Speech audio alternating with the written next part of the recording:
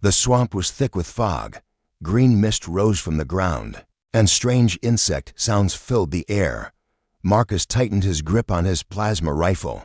His shuttle had crashed just hours ago, and now he was stranded on an unknown alien planet. His comms were dead. No signal, no help. He had seen many planets before, but this one felt different, older, darker. He walked slowly through the trees, each step making a soft squish in the wet mud. His boots were heavy, his heart even heavier. He needed shelter, food, anything. Suddenly, he heard a deep growl. He froze. The sound came again, louder this time, like something breathing, something big. Marcus stepped closer to a strange rock formation ahead, but as he moved through the fog, he saw it wasn't a rock at all. It was a massive energy cage. Thick glowing bars hummed with power. Inside the cage, something moved. Two yellow eyes stared at him. The creature was huge. Its fur was black with streaks of green, like moss. Long claws scraped the floor. Its mouth opened, revealing rows of teeth that looked like blades. It looked like a cross between a lion and a dragon, built for killing. But it didn't attack. It just watched him. Marcus didn't back away. He looked into the beast's eyes, calm and still. The monster growled again, but this time softer, like it was confused or curious.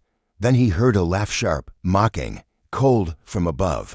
A figure floated down on a hovering platform. She was tall, with sharp armor that glowed purple. Her skin was silver, and her hair flowed like fire. She looked powerful and proud. Her voice echoed through the swamp. "Why aren't you trembling, human?" she asked, smiling with cruelty. "One word from me, and my pet will devour you." Marcus said nothing. She expected him to beg, to scream, to run.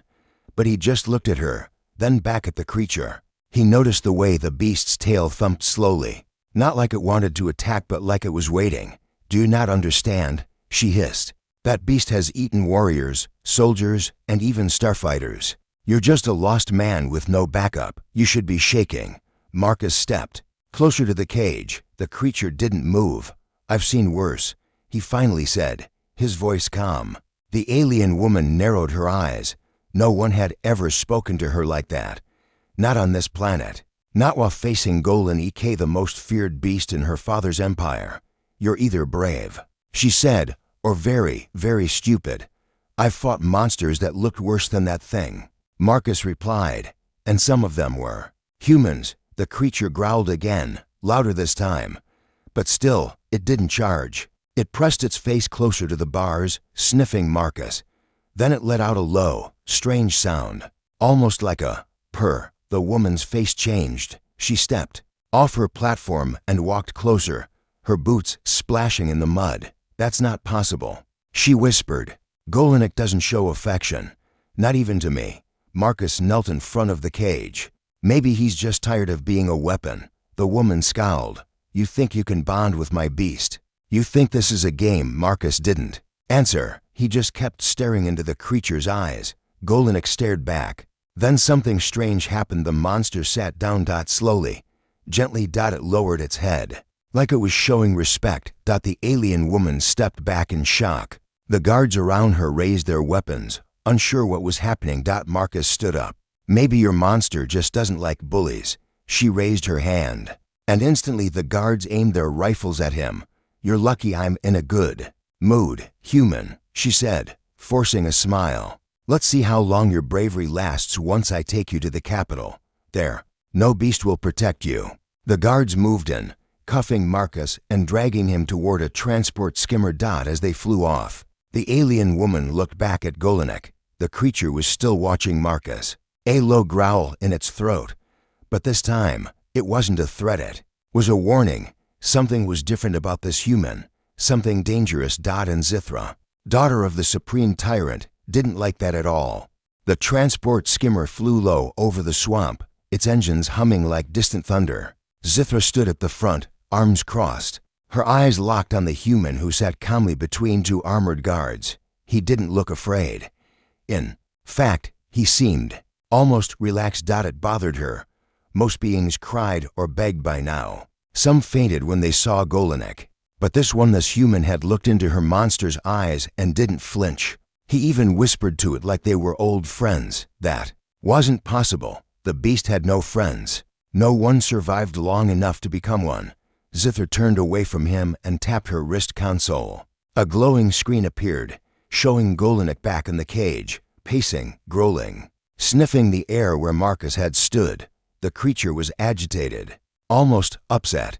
That was a problem. At the palace gates, the skimmer landed with a hiss. Guards stepped forward and yanked Marcus from the seat. They dragged him through the towering stone archway where fire torches burned green, lighting the path to Zithra's private chamber. Inside, the room was dark, warm, and filled with strange noises, alien birds, distant roars, and the faint hum of force fields. Marcus was thrown to the ground, his arms still bound. Zithra walked in behind him, slow and graceful. "Do you understand where you are?" she asked. "You stand inside the heart of my house. One word from me, and you will die in ways your people can't even imagine." Marcus looked around, then up at her. "I was hoping for a bath and a warm bed, but I guess this will do." One of the guards stepped forward to strike him, but Zithra held up a hand. "Don't," she said quietly. "He wants us to get angry." She circled Marcus like a hunter sizing up prey. "I've read about your kind. Fragile, emotional, noisy. Yet somehow you spread across space like weeds. Your bodies are weak, but your minds, those are the dangerous parts." Marcus raised an eyebrow. "Flattered." Zithra smirked. "I'm not complimenting you. I'm warning you." She snapped her fingers. A small hovering orb floated in. It projected holograms in the air, images of battles, wreckage, fire. One image froze, a much younger Marcus, blood-covered, standing beside the corpse of a massive beast. It looked similar to Golinek. "You've tamed something like him before," Zithra said. "Tamed it, healed it, and set it free," Marcus replied. "You think beasts are your friends? They're more honest than most people I've met." Zithra sat on a tall throne-like chair at the back of the chamber. Her sharp silver fingers drummed against the armrest. "I don't know if I should admire your courage or laugh at your stupidity." Marcus shrugged. "Why not both?" She tilted her head. "What's your secret? What did you say to Golinek?" "I just told him the truth." Zithra narrowed her eyes. "And what was that?" Marcus leaned back, still cuffed. "That he wasn't the monster in that cage, you were." The room went silent. Zythra stood slowly. Her voice was quiet, dangerous. "I could cut your tongue out right now." "You could," Marcus said. "But you won't." She stepped closer. "Why not?" "Because you're not just angry," he said calmly. "You're scared." She stopped, face inches from his. Her silver eyes searched his for weakness but found none. "You don't understand what that creature means to me," she whispered. "Then explain it." She pulled away, her cloak swaying like smoke. She walked to a large tank in the corner of the room. Inside floated a smaller beast just like Golinek, but younger, a baby. It drifted in blue liquid, wires and sensors stuck to its body. "My father bred them for war," she said, her voice lower now. "But I raised one in secret. I fed him, trained him, protected him. I named him Golinek. He was mine." Marcus watched her carefully. "But then," she continued, "he grew, and my father took him away, turned him into a weapon. I was told to forget him, but I never did. That's why you hate seeing him choose someone else." Zithra turned sharply. "He didn't choose you." Marcus smiled. "Didn't he?" She stepped toward him, angry now. "You think this means anything? You think you've won something?" "I don't want to win," Marcus said. "I want him to be free." Zithra stared at him for a long moment. Then she turned to her guards. "Take him to the lower chambers, feed him, wash him, then bring him back." The guards were stunned. One spoke up. "Your Highness," she snapped. "Now." They saluted and dragged Marcus out. Zithra stood, alone, looking at the tank, then at the hologram of Golinek still pacing in his cage. Her mind raced with questions. What kind of human was this? And why did his words feel like the truth? Something was happening, and she didn't like not being in control. The lower chambers were quiet, dimly lit by soft golden orbs that floated near the ceiling. Marcus sat on a stone bench, now wearing simple alien fabric and boots. His hands were no longer bound. He had eaten. He had cleaned himself. Yet, even in comfort, he remained alert. He was deep inside enemy territory, in the lair of a warlord's daughter, and somehow still breathing. That meant she wanted something from him. The doors hissed open. 2 armored guards entered, eyes cold and unreadable. Without a word, they motioned for Marcus to follow. He stood and walked between them as the hallway shifted from stone to metal, the air cooler and sterile. They stopped in front of a large black door, pulsing with blue light. One guard tapped the panel, and the door slid open. Inside was a massive chamber, half laboratory and half arena. Tall pillars circled the room, and in the center stood a high-tech cage, clear, reinforced, humming with energy. Inside it was Golan Ek. The beast paced back and forth, tail flicking, claws clinking on the floor. But when Marcus entered, it froze. Then it growled, but not like before. It was a welcome. Marcus stepped forward, ignoring the guards. "You remember me, don't you?" he said softly. Golanek pressed its face to the barrier. Yellow eyes locked on Marcus. It let out a low, vibrating sound, like a lion trying to speak. The guards stiffened, unsure of what to do. The observation deck above lit up. Zithra appeared behind the glass wall, arms folded, her face calm but curious. Marcus didn't look at her. He kept his eyes on Golanek. "How long have they kept you here?" he asked. The creature lowered its head, the metal collar on its neck glowing faintly. Marcus frowned. "He's restrained," he said, looking up. "That collar's blocking his thoughts." Zithra's voice crackled through the speaker. "You can feel that." "I told you," Marcus replied. "Beasts don't lie. Their energy speaks louder than words." Zithra tapped her panel. The collar's light dimmed slightly. Golanek immediately relaxed, the tension fading from his shoulders. He sat, huge muscles rippling beneath his fur. The guards took a step back. Marcus knelt just outside the barrier. "You're not a tool," he said gently. "You're not a weapon. You're a living soul." Golanek let out a slow, deep breath. Then something shocking happened. The beast bowed, not to Zithra, to Marcus. The observation room went silent. Zithra stared at the screen. Her monster, her creation, was choosing the human, not because of tricks or training, but something deeper, something she didn't understand. She pressed a button, lowering the energy field for just one moment. The guards shouted in alarm. Golanek leapt forward, not to attack, but to nuzzle Marcus's chest. Like a loyal hound, the giant beast made soft, rumbling sounds, lowering its massive body like a dog at its master's feet. Marcus placed a hand on its head. "It's okay now," he whispered. "You're not alone." Zithra's voice broke through the speaker, sharp and shaken. "Step back. I can activate the field at any time." Marcus didn't move. "You don't need to." Golanek curled around him protectively. One of the guards muttered, "He's controlling it." "No," Zithra whispered to herself. "He's earning it." She stormed out of the control room.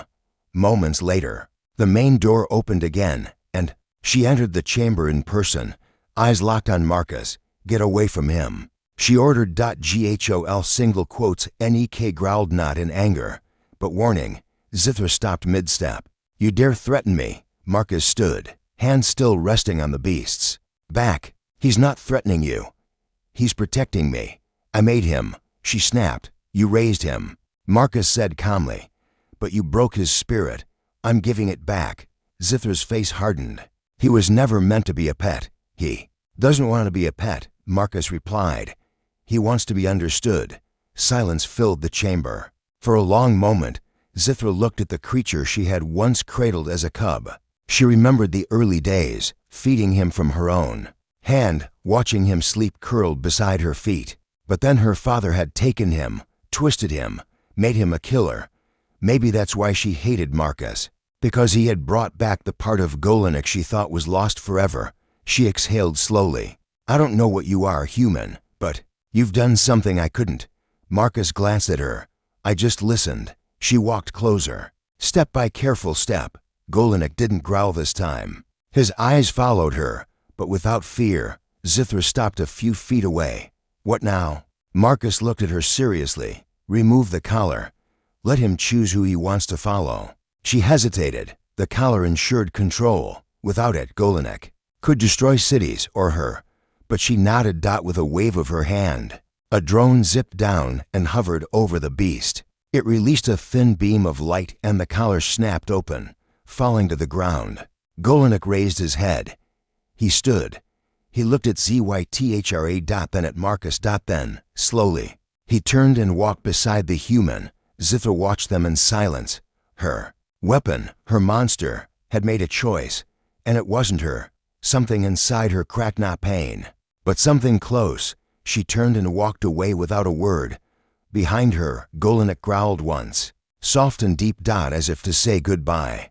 The palace halls were filled with whispers. Guards spoke in hushed tones. Servants peeked from corners.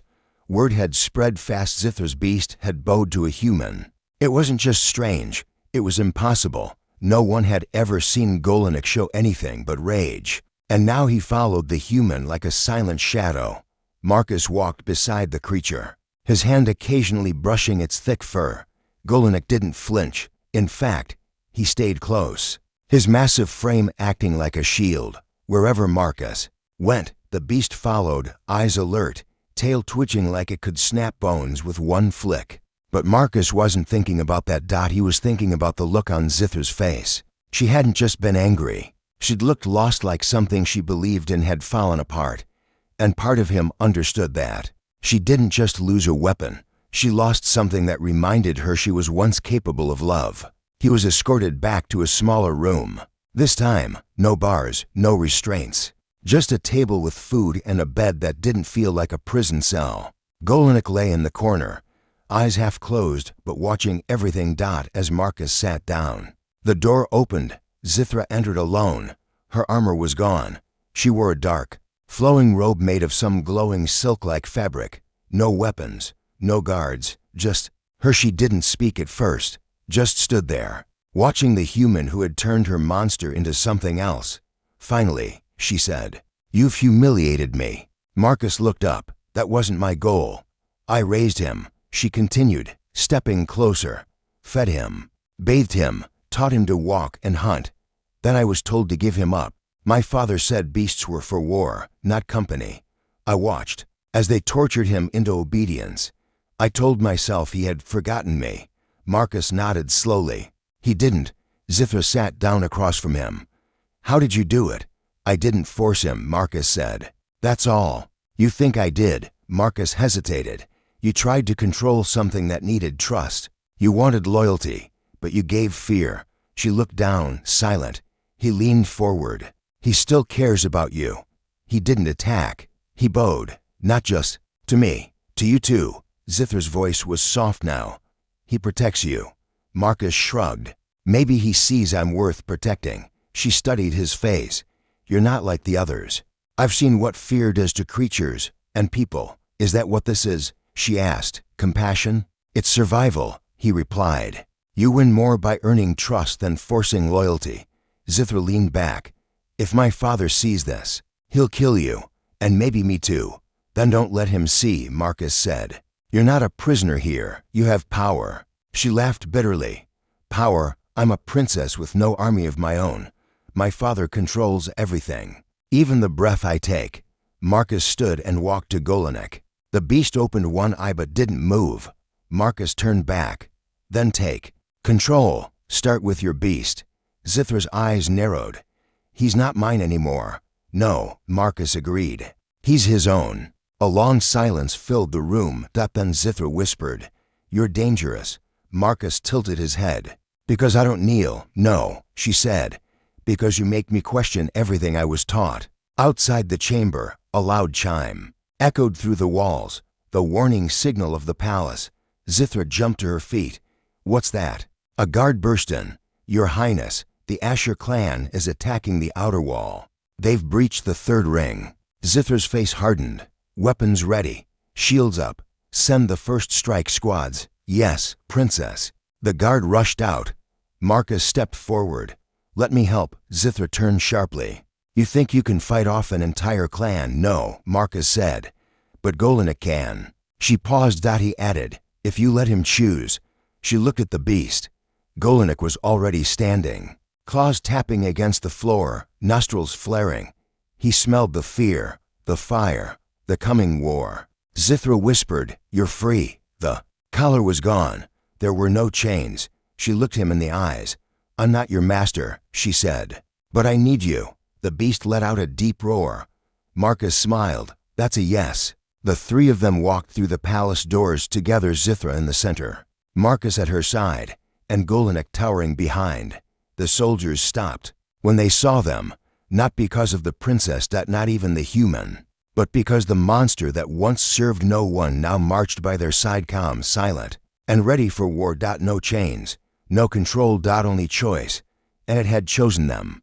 The courtyard burned with red flames and blaster fire. The Asher clan had torn through the palace's outer defenses like wolves through dry grass. Smoke curled into the sky, turning the once proud banners into ashes. Screams echoed through the marble halls as soldiers clashed and died. Zithra stood at the heart of the chaos, her body lit by the glow of fire. Her eyes were locked on the advancing war machines, 6-legged tanks made of bone and steel, crawling over rubble, their cannons ready to blast open the last wall. Marcus stood beside her, gripping a discarded energy spear. He wasn't a soldier anymore, but his body remembered. Every sound, every movement, every breath, it all became part of the battlefield again. And just behind them, Golinek waited, still, silent, watching. The soldiers around them were nervous. Some whispered about fleeing. Others stared at the massive beast, unsure whether it would attack their enemies or them. Then the tanks fired. Zithra raised her arm. Shields. Too late. The blast tore through the barrier. The front lines scattered. Marcus didn't move. "Now, Golinek," he said calmly. The ground shook. Golinek let out a roar so powerful that even the enemy tanks paused for a second. Then the beast charged. He didn't run like an animal. He surged like a storm. His claws sliced through the first war machine, tearing its metal shell apart like paper. He leapt onto another, ripping the top open, dragging the screaming soldiers inside into the fire. The Asher troops tried to regroup, but their weapons barely scratched Golenek's hide. Zithra watched, stunned, as her beast fought with fury but not madness. He moved with purpose. He attacked, then turned to protect Marcus when a sniper took aim. The bolt struck his side and bounced off. The human raised his spear, pointing at the next wave. There. Golinek responded like a trained warrior. No one had ever seen anything like it. A monster that obeyed, not because it was tamed, but because it trusted. The enemy began to fall back, confusion breaking their line. Zithra turned to her second-in-command. "Push forward.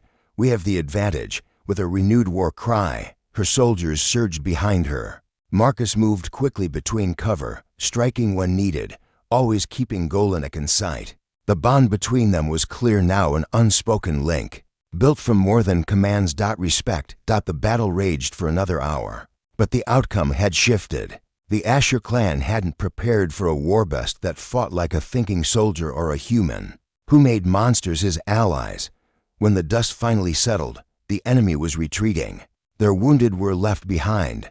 Their machines were burning. Rex. Zithra stood in the courtyard, breathing hard, her armor scorched. Her face was covered in soot, and her blade dripped with blood. Marcus stood nearby, leaning on his spear.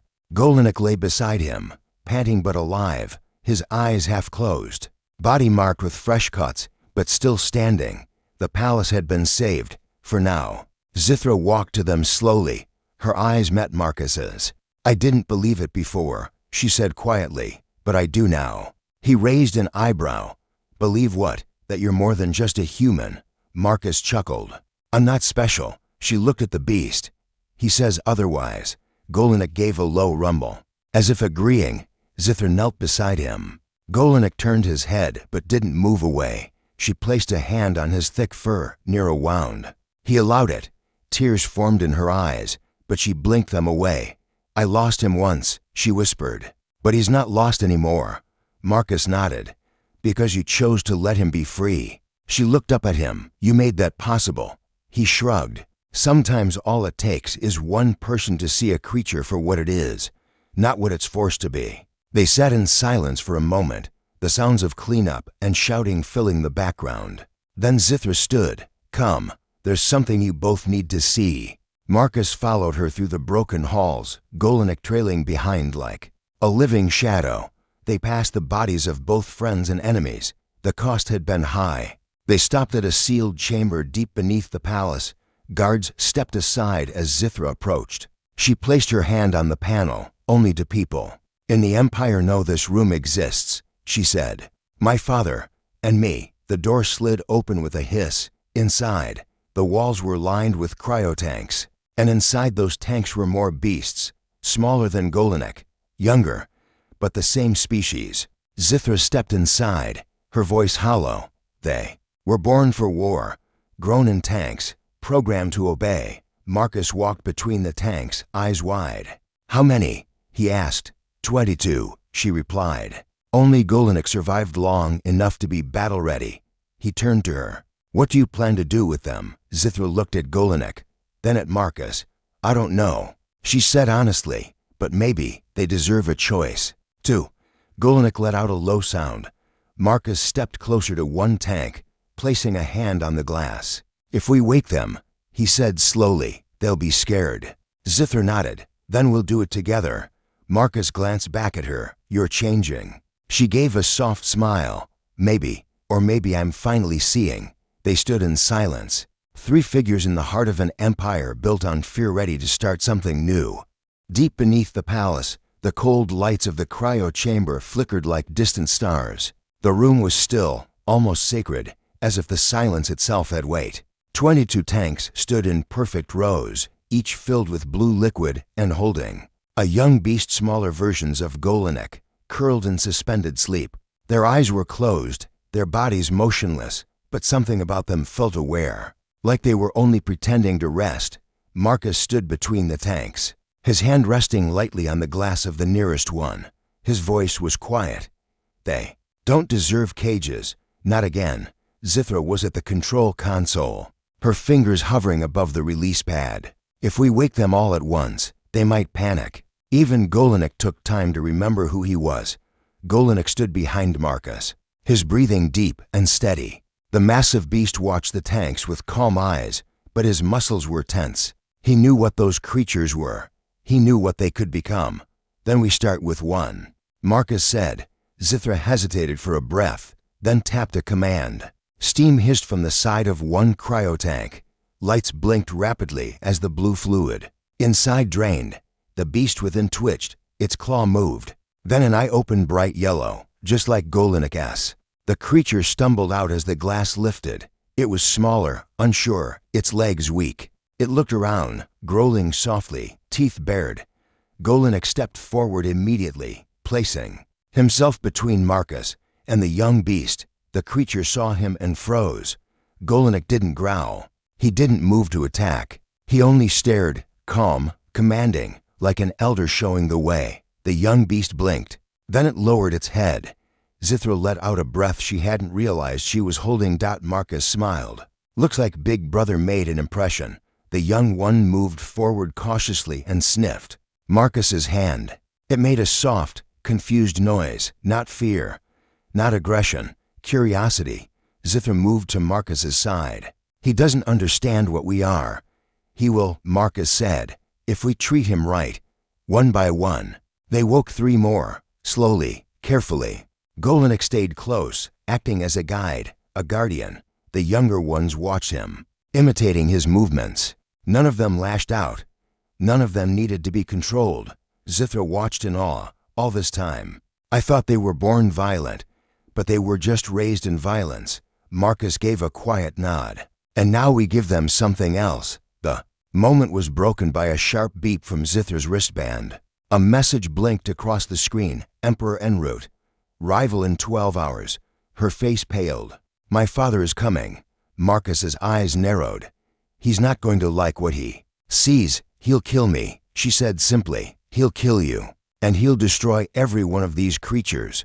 Golinek let out a low growl, as if he understood every word. Zithra turned to Marcus. "We have to hide them. There's nowhere far enough." Marcus replied, "Not in 12 hours. She paced the room, her mind racing. "I need a reason. Something strong enough to make him hesitate." "You need a show of strength," Marcus said. "Something he can't ignore." Zithra's eyes lit up. "A challenge."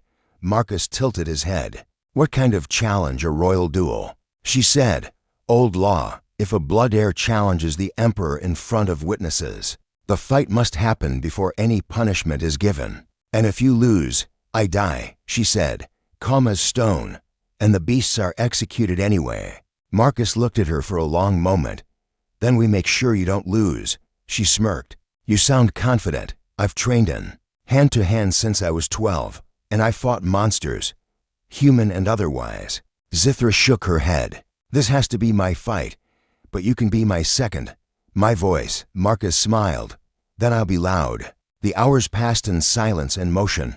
Zithra prepared her armor sleek, sharp, lightweight.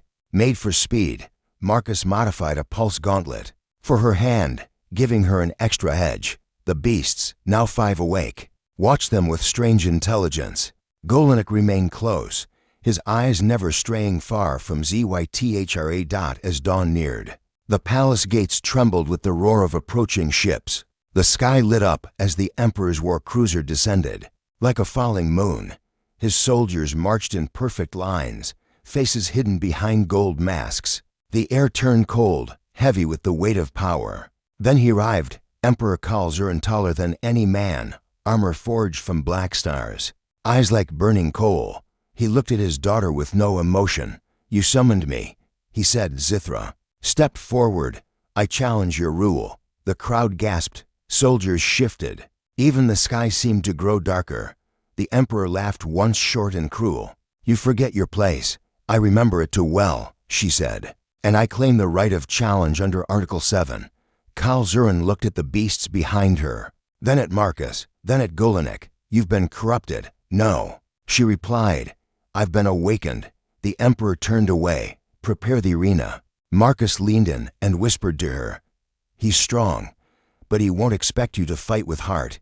Zithra nodded once, because this time, she wasn't fighting for power. She was fighting for all of them.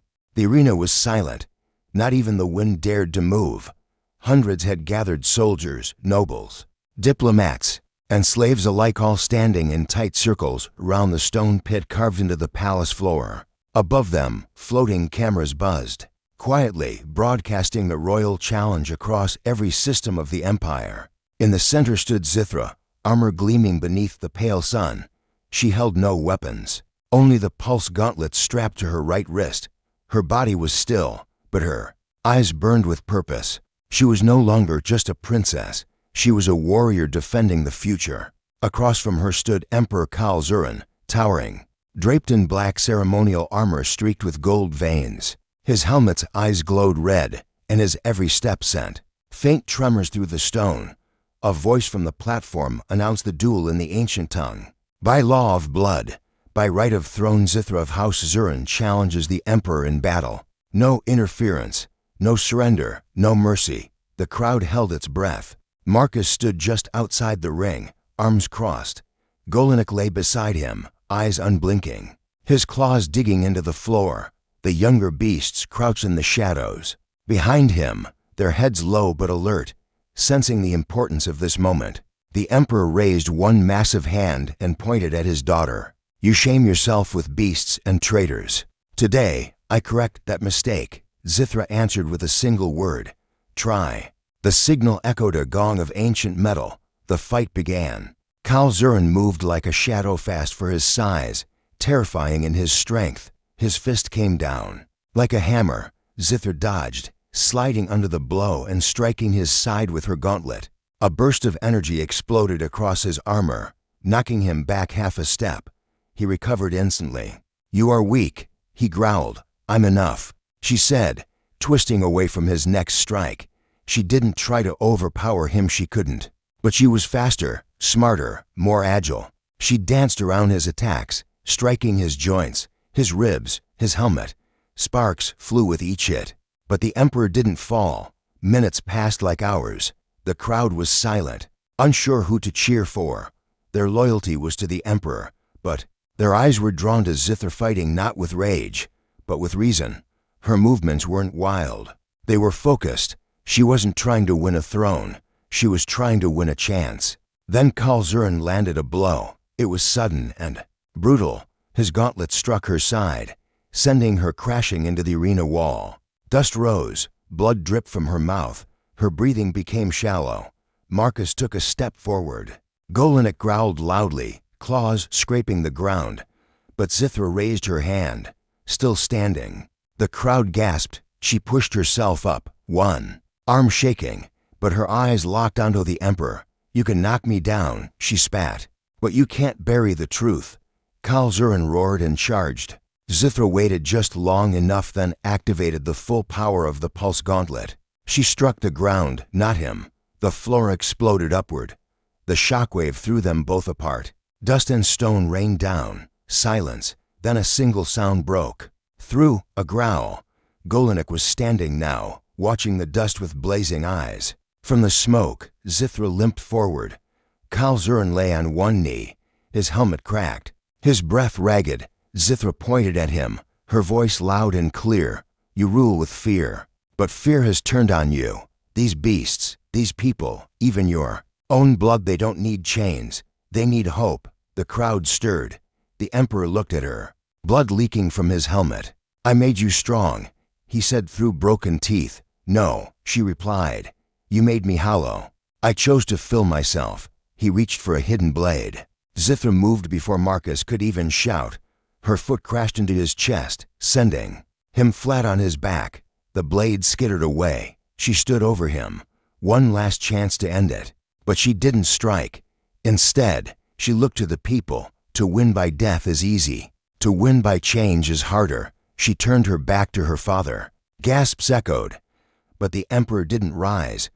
He stayed down, defeated not by power, but by something stronger. Refusal. The gong rang once more. Zithra turned to face the crowd, bloodied and bruised, but standing. "I claim victory," she declared. "Not for myself, but for those forgotten, for those caged." She raised her hand. Golinik walked forward. Then the others followed, young beasts, cautious but calm, walking out from the shadows. The crowd parted for them. No one dared to stop them. Zithra looked to Marcus. "We've begun something." He nodded. "Now comes the hard part." Later that night, fires burned in the palace, warm fires, not of war, but of celebration. Zithra sat with Golinik beside her and Marcus at her left. She looked out over the courtyard, where people gathered not to serve, but to listen. "Will they follow you now?" Marcus asked. "I don't want followers," she said. "I want builders." "And what about him?" He nodded toward the tower where the Emperor was held under guard. Zithra's face was calm. "Let him watch. Let him see what freedom looks like." Marcus leaned back. In the stars above, the Empire hadn't changed yet, but something had started. And it began with a beast who refused to bite, and a human who didn't tremble.